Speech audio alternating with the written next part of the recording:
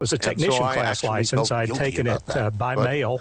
You could do it back then. Right in the middle of the night. I found one of my friends' father was a ham and was willing to give me the test, the code test, and the written test.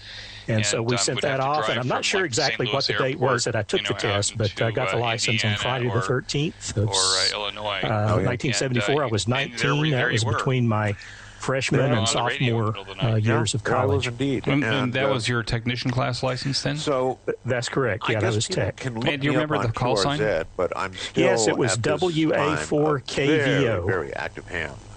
Eric. Whiskey Alpha 4 kilovolt oscillator, I think is what I said. Pretty good. Did you have any mentors or other people that helped you along?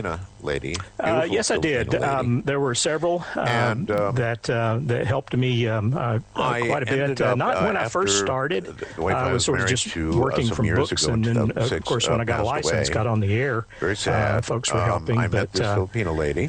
Certainly one of my college professors, Dr. Jesse Sherwood, whose call I don't remember. Met her after talking he was a huge help to me, and he showed me the practical side of radio in the physics labs. We measured the length of coax with a pulse generator and a